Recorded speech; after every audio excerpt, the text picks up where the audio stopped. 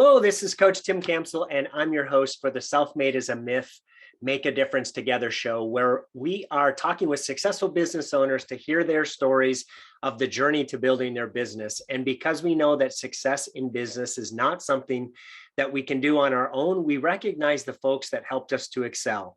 I'm excited to have a fellow business owner from Indiana with us today.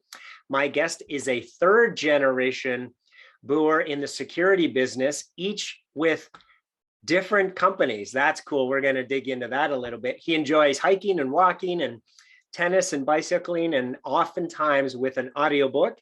And he's most proud of his family and his faith. His faith first, his family second. It is a pleasure to welcome Kirk to the show today. Hey, Tim, you've done a fantastic job with this series. So kudos for you. I can tell you're putting in the time and effort surrounding yourself with great people. So it's a privilege to be amongst a lot of these people that have gone before. Well, thank you so much. I appreciate that. Well, Kirk, let's start with having you introduce yourself. Tell us a little bit of your personal story. Where were you born? Where do you live? About your family and things like that. Yeah. So my first name is Kirk. It's not K-U-R-T, but K-I-R-K. So, I've always been a Star Trek fan. So, it's like Captain Kirk, and Captain Kirk's got a lot of great qualities. He's very bold and adventurous. And I'm not always that way, but I've been trying to channel that. So that's one of those people, out there that you try to take the best and leave the rest. And so I've been in Indiana since I was 2 years old. So I'm getting ready to turn 55 this week. And so 53 years as a Hoosier. And and then this coming year, 2023 will be my 40th year in the electronic security industry. Wow. I started off working for my father in high school when I was 16 as a helper or gopher. And so go for that and go for that. Yeah. Often in damp crawl spaces full of spiders and snake skins, or up in the attic with that itchy installation. But it was a great way to learn the business. And I've been doing that for a while. Born and raised here in Indianapolis, went to Lawrence Central High School. Out of high school, I went to the U.S. Navy. I was an interior communications electrician. So I learned the theory and operation of electronic components, which definitely helps me in what I do. We're a technology company. And it learned me to hurry up and wait. I love that. What about your family, Kirk? So I'm married I married up my lovely wife, Jill. We've been married since 2000. So June 10th will be our anniversary there. So it'll be 23 years. And we have 3 daughters and live in Fishers, Indiana. Awesome. And what are your daughters' names? So the oldest is Bailey. She is single and works in sales and marketing for a high-tech company in Chicago called Sixth Sense. Really cool organization. She's learning a lot. Middle daughter, Allie, is a dental hygienist working for one of my clients, the Indy racing team, Indy dental team. And then my youngest daughter is a senior at Heritage, getting ready to go play lacrosse at Calvin University up in Michigan. Wonderful. So, Kirk, is there a funny story that your family likes to tell about you that you'd be willing to share with us today? Oh, wow. A funny story my family like to tell me. I think, the funny story is my jokes are all dad jokes, and, when my kids were young, I was cool. Now that they're all, in their 20s and teenagers, I'm not quite so cool. But, I don't have anything specific, but one of these days I'll be cool again. There you go, right? With the grandchildren anyway. Oh, that's right. So tell us, how'd the business come about? At what point did you have the confidence that you could run your own business? Well, for about 20 years prior to starting my business, I started business in 2010. So we just celebrated our 2011, I'm sorry, we just celebrated our 11th birthday as an organization. And so prior to that, I was a straight commissioned salesperson. Okay. pretty much my whole career Mm. prior to then. So I was about 20 years out hustling, and that really taught me well to ride the roller coaster Right. of business, and realizing that there's a lot that we can't control. Mm. Tim, we can't control the economy. We can't control if somebody says yes or no. Yeah. But what we can control is our attitude Mhm. and our action. And when we master those things to at least a decent level, that does give us a lot of security. And so I learned that and realized that those are two things I can control. And so that has given me a lot of confidence in going from a commission salesperson to a business owner. Awesome. Well, congratulations on your 11 years. That's fantastic. So, Kirk, tell us a little bit more about the company. What do you guys do? How do you help folks? And what's the best way for people to be able to contact you? Well, I think the best way I can relate to that is we're in the business of making an honest living out of crime. That is, that's preventing it, of course, Yeah. not committing it. Yeah, so preventing crime. So as a young boy, I loved superheroes and comics and things like that. So we kind of consider ourselves as glorified crime fighters, using our electronic surveillance and tools and smart locks and things to deploy. And so through that, we've one of our key mottos, with our team is there's a superhero in everyone, including you, Tim. You got many superpowers. And so, my job as a business owner is to elicit those superpowers and help get people in the right seats, on the plane. We don't ride a bus, we go on a plane. But so we are a commercial and custom residential security integrator. So we bring in a variety of technologies that ride on the Internet of Things and cloud and hardware, and so electronics and technology, and trying to deploy that so it's simple, easy, and powerful for our clients. And so we work in several verticals. That's one of the strengths of being a small business, is that we can be flexible. We're kind of like a PT boat, not a big aircraft carrier, right? So that's so an electronic security integrator. And so our website is We Are OnGuard. We are OnGuard.com. You can find us there, and happy to serve in any kind of ways that people need smart electronic security. Awesome. So we will make sure to post the contact information for OnGuard Security Solutions along with this video when we put it up into social media, so that folks listening, you can reach out to Kirk and learn more about how his company can help you. Great. So Kirk, share a story of where somebody pushed you or inspired you that you could do it, even maybe when you didn't think that you could, and the impact that that person had on your business. Well, there was we were deploying a system, actually in a large VIP situation, and it wasn't working as expected.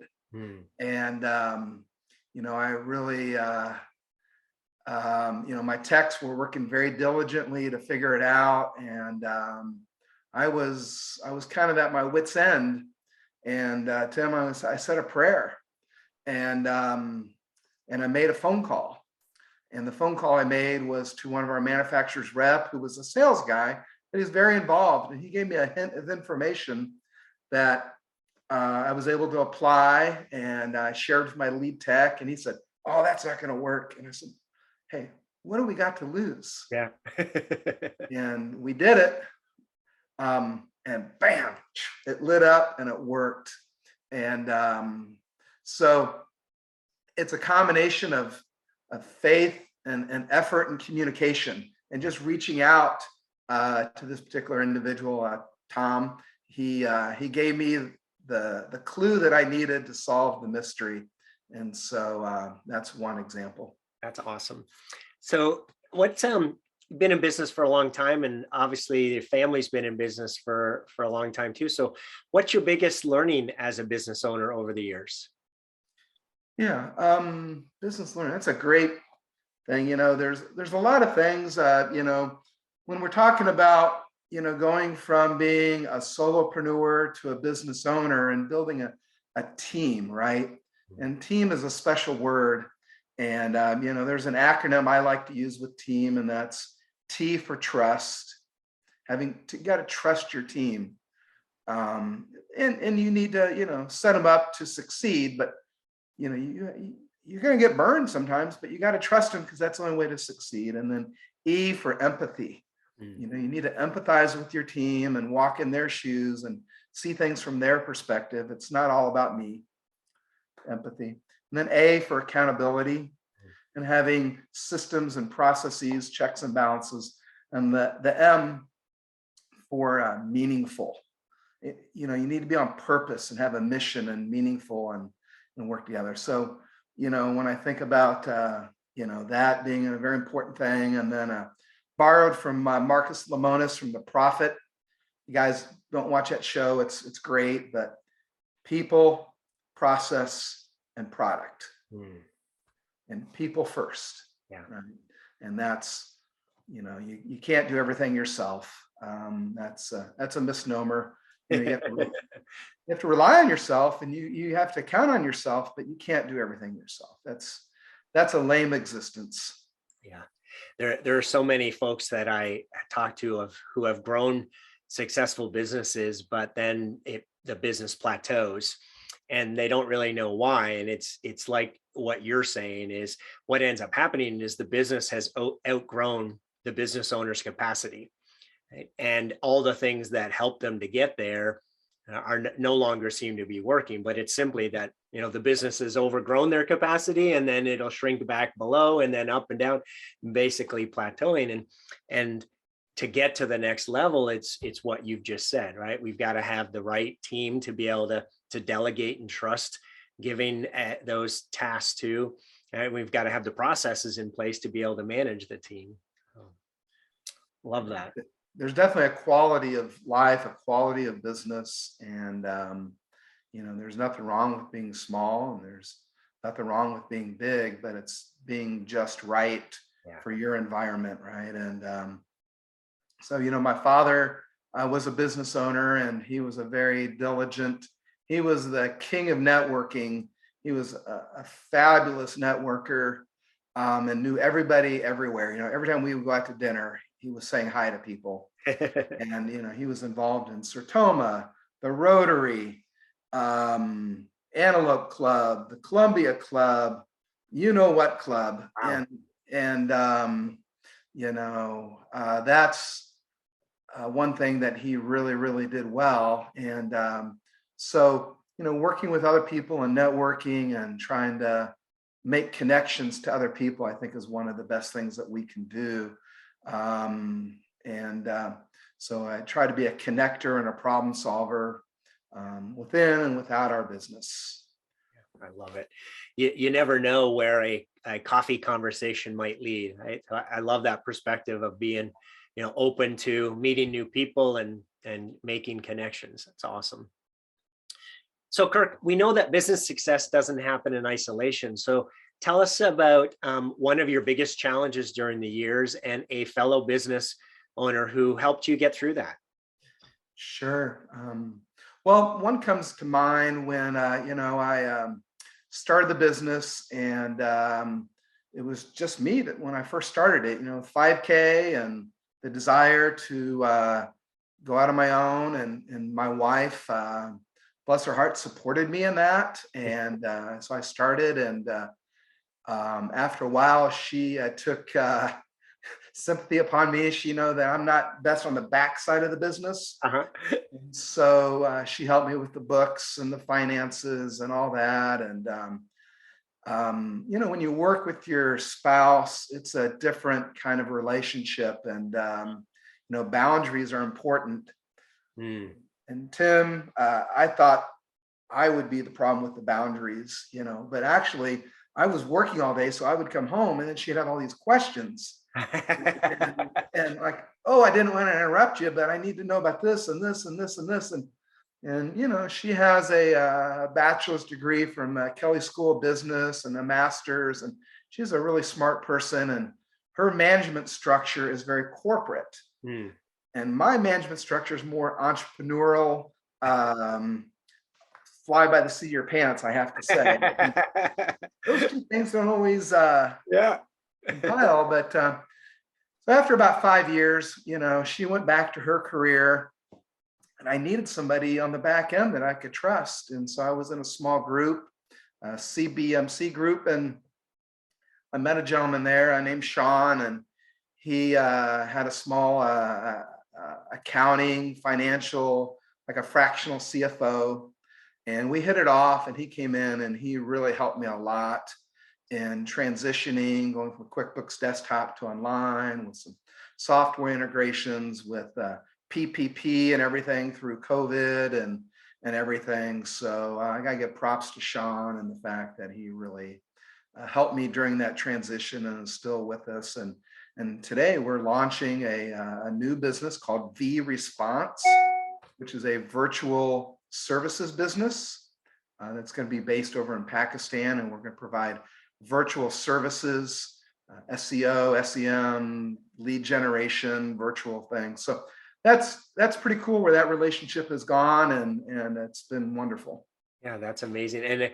And I again love the fact that came from a group that you were part of, where you made a connection and build the relationship from there.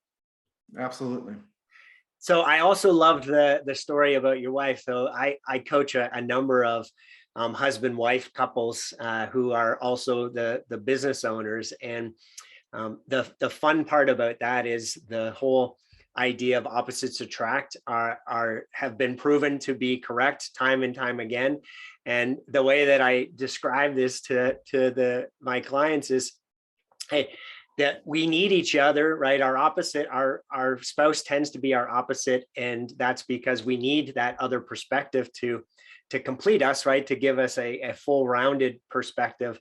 And we also need that in our business because, we don't, we all have blind spots. And if we've got somebody who thinks and sees the world differently than us, then they're able to help us identify those blind spots. But it can be both a blessing and a frustration, right? Where we, the tension or the rubbing of somebody who thinks different than us, if we allow it, it can be harmful to the business. But if we embrace it, it's incredibly powerful in terms of helping us to see things that we may not have seen on our own.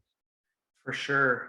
As a salesperson and as you present and you listen and you present and you listen. And as a business owner, it's a lot more about listening and that's hard because a lot of times it's the business owner that has the drive and the one that's, I've been the sled dog for a long time, pulling the sled, and to a certain extent still am. So it's a work in progress, but as you build a team and learn to listen and, try to surround yourself with people who aren't going to be yes men, right? And they're going to create an air of authenticity. So like in the book Principles, there's a great, a lot of good stories there about creating an atmosphere for authentic, extreme authenticity.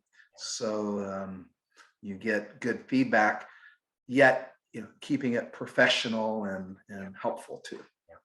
And to your point about, being the pulling the sled for the number of years, it's really hard for all of us as business owners to go through that transition, right? Of, most of us started out as solopreneurs and we built a business that was big enough to be able to hire employees and then to let go and trust our employees to be able to do the job as well as us, right?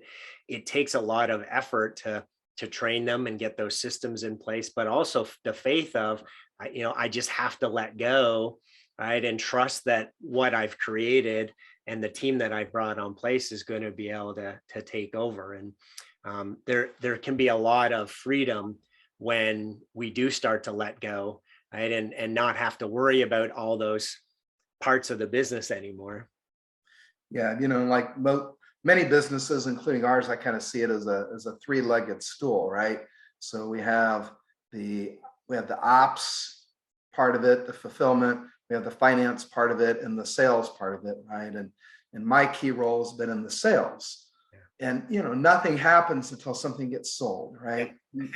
Sales is the oxygen that every business needs, right? But at the same time, you have to have fulfillment and the ops side, and then the administration and the finance side of it is also critical, through that three-legged stool. So when the customer sits down, it's stable and comfortable and it's well built, right? Yes. And so I've kind of focused on the sales side of things and have team members who are helping me on the finance and the ops, because those aren't my strengths. But it's been really difficult for me to let go of the sales part of it, and I haven't solved that quite yet. I figured that would be the easiest because that's what I do, but it's probably also the hardest to let go. And so that's the components of a business, and writing a systems and procedures for those three different legs, and finding the people to plug in there, right? And I think what you're saying, I hear this a lot, and it makes sense, is that the thing that you're the expert on tends to be the hardest thing to let go, because you have 40 years, right, of experience and expertise. And there's no way, right, that a new hire is going to be able to come in and just take that all off your plate, right? It's going to be a process of training them, right, and transitioning that knowledge, and a slower build to be able to backfill you, versus an area that you're not an expert in, like the finances, right? That was probably easier for you to let go, because well, I don't know what I'm doing. So hire somebody who does, right? Yeah, exactly. And so, we've, I designed I think, a lucrative comp plan, because we do have a reoccurring revenue component in our business. And, but yeah, it's a great time to be in this industry, because the technology has caught up to where we can do, some really amazing things like virtual security guards and, automated systems that work together and have true synergy in the deployment and the execution and the management of the systems. When I first started, everything was analog, and now it's so much digital and internet things. It's been, as somebody who's 55, when I was in school, computers were just coming in. When I was in high school, we started working on word processors like in 10th grade. Before that, it was a typewriter. Yeah. So I'm of that generation where some of my technicians, were born with these things in their crib. Yeah. and just my 9-year-old, I had a 9-year-old niece over here for Christmas, and I, gave her my iPad, and she was just, it's so, and recruiting and finding those guys. And so that's kind of cool to see these 20-year-olds they're like whizzes, right? It's pretty amazing. Yeah. So Kirk, as you think about the next 3 to 5 years, what are the biggest challenges you see that you'll face in getting to your goals, and who are the types of people that you're going to need to help you solve those challenges? Well, as new as technology is, some things never change, Tim. As there are principles in action, and it's like, maybe in politics they say it's the economy, stupid, right? It's the money. We're experiencing a lot of inflation now, right? Nobody likes that. It's the economy. And in a business, money is very, very important too, but it's really not that. It's all about the relationship, right? It's about the quality of a relationship. So it's just continuing to build those relationships and finding quality people and training them on the technology. Early on in my business, I was hiring people just because they had experience, but they weren't the right fits for us. Yes. And, you got to work and kiss a lot of toads to find some keepers, some frogmen and women, some seals, right? And but some things, there's no replacement for experience.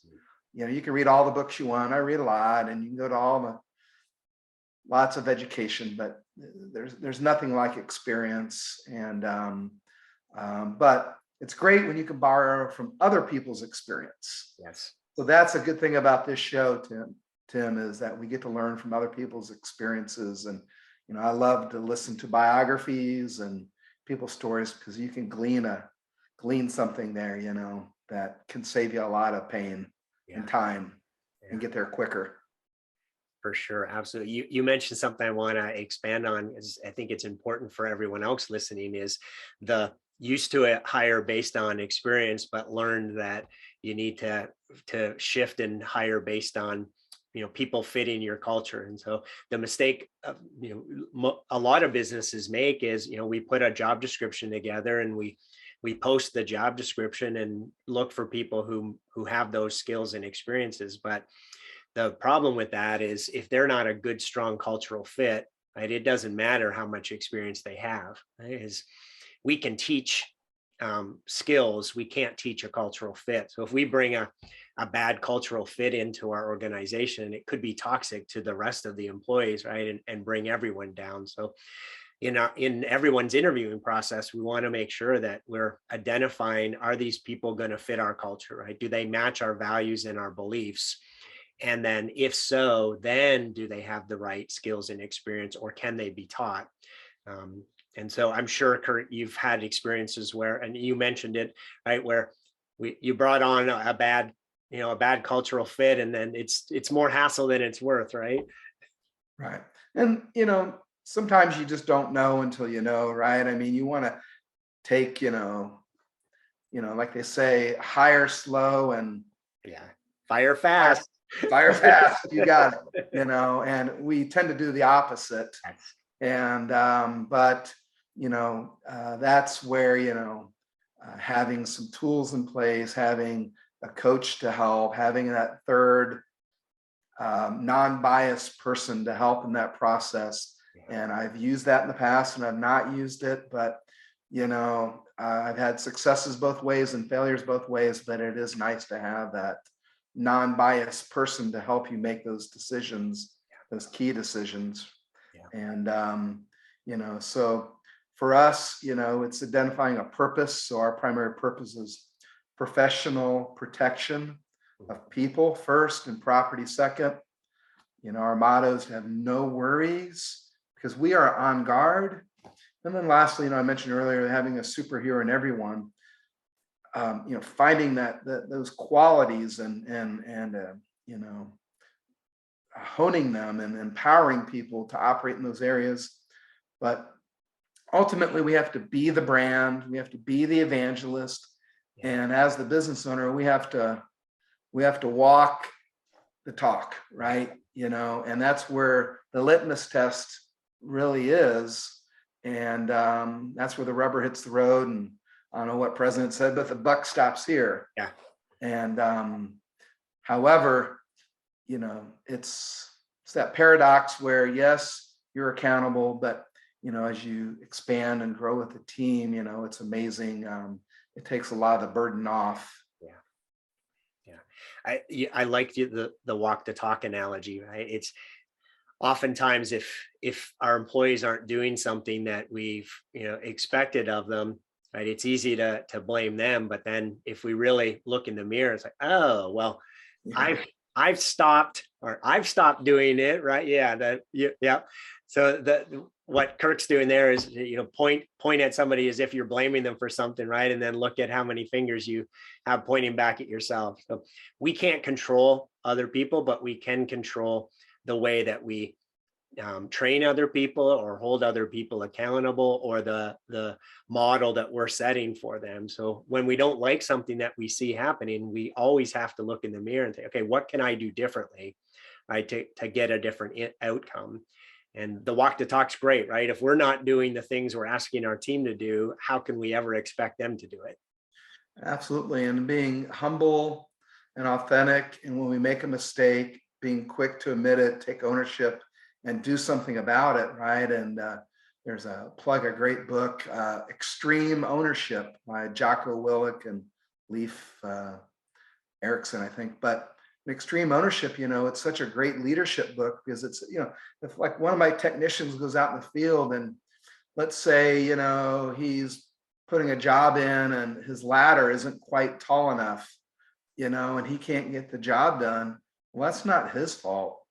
That's my fault because I didn't equip or empower somebody to do something about that. Now, we're always going to come across issues, but how do we problem solve and how do we fix it? And trying to give people the capacity to make those decisions and do the right thing. Go buy the right ladder. Go do it the right way. Don't do something precarious or dangerous. And so it's a lot about being resourceful, but yet be quick to take ownership for the accountability because most likely it's because we didn't train them properly, we didn't equip them properly, we didn't put them in a position to succeed. Now, once you have, and you've it's like once, shame on you, twice, once shame on me, twice shame on you, right? It gets to a point to where that's when you need to have some accountability and actionability. But more times than not, people want to do the right thing. Yes. They just need to be in a position to succeed, I think.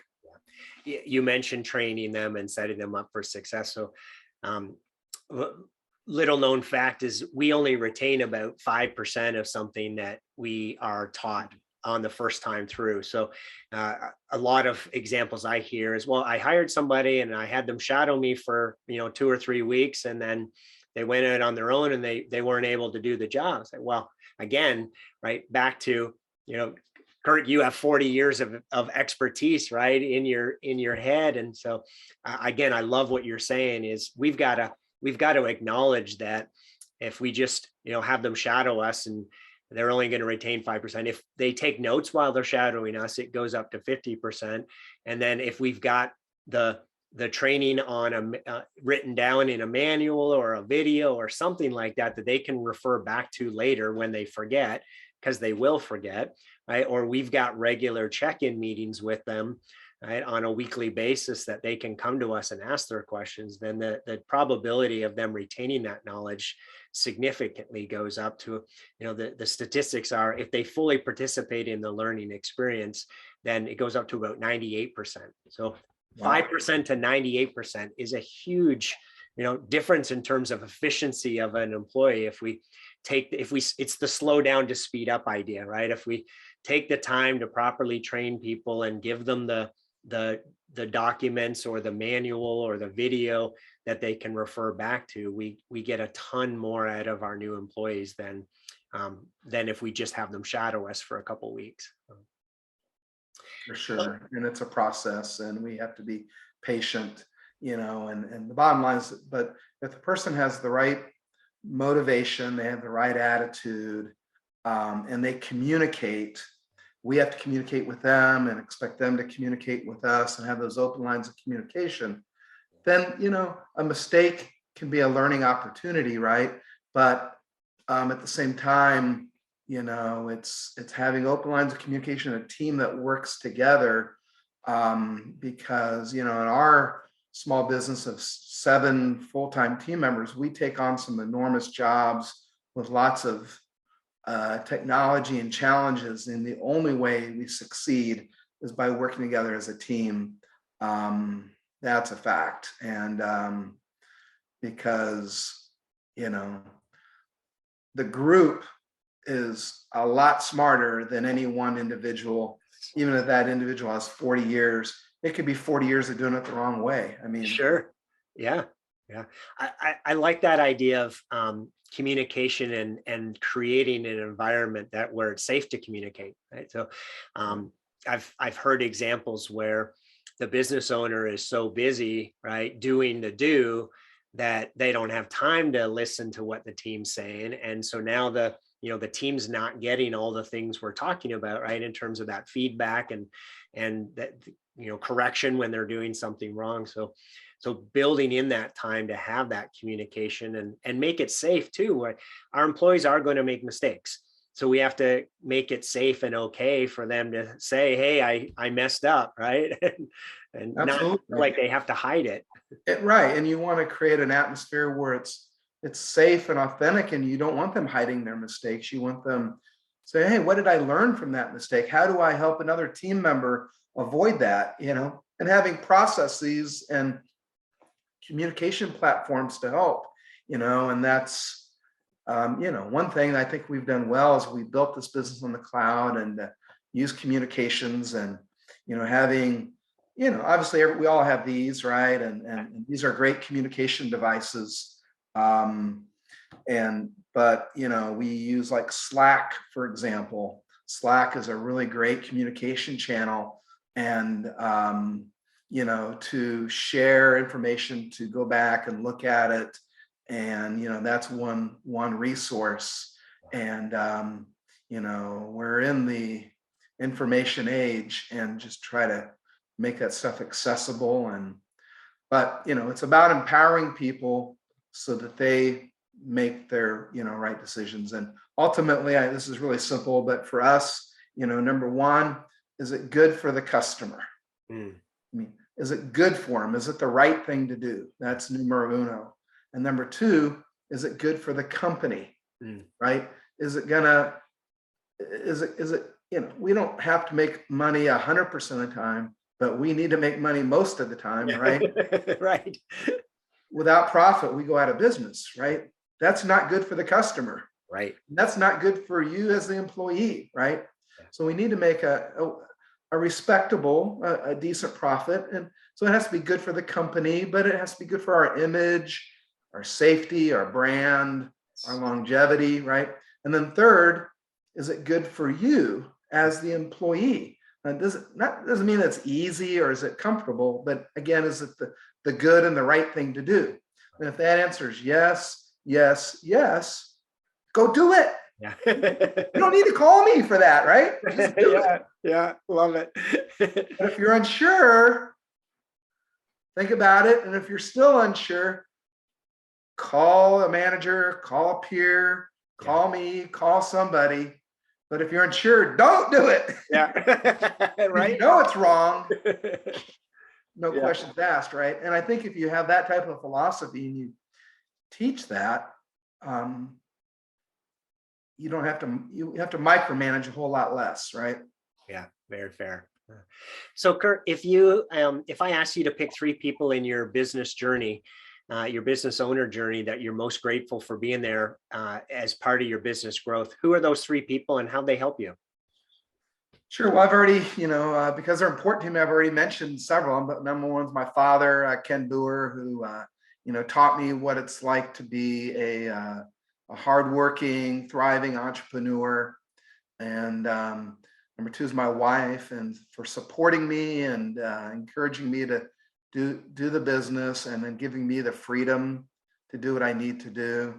And then, third is my team. It's a group of people who, this morning, I got up, I've made some phone calls and done some things. I'm on this call, but I seriously am not, I'm not stressed out of what's going on because I've got a team out there, and so that makes a big difference. And lastly, it's just the mentors and the people in my life and my satellite, and we're all blessed to have, great resources here, whether it be Audible, Kindle, books, whatever.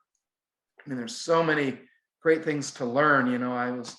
There's a guy on social media the other day that was saying he's gonna go to school. He's like, 40, 50 years old. He's gonna go back to school to learn about his business because he's failed a few times. And hey, that's great. But that experience is going to teach him a lot. And, we have the world's best teachers right here. I mean, the old university on wheels. Yeah. And so, when you're like, for me, when I'm cutting the grass, believe it or not, is probably one of the most productive things I do. because number one, I get the grass cut. Number two, I'm pushing, so I'm getting some exercise. And number three, I've got an audiobook, so I'm learning. That's right. awesome. You know, I paid $14 and I've got like a great teacher speaking to me, you know, and so, but, you know, there's a lot of things there, but ultimately, you know, that's been a help to me. And you know, so I used to say, if it's to be, it's up to me. Mm. And that's partially true, but really it's better if it's to be, it's up to we. Oh, I love that. Yes. So Kirk, you've been blessed with some incredible people in your business owner journey who have helped you along the way. If they were all here on the show with us today, what would you want to say to them? You know, I'm going to say, you know, God's not done with me yet. You know, have patience.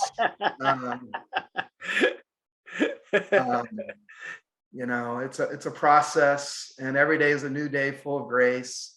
And you know, I'm a rather thick-headed, stubborn guy, and that's one reason I'm successful.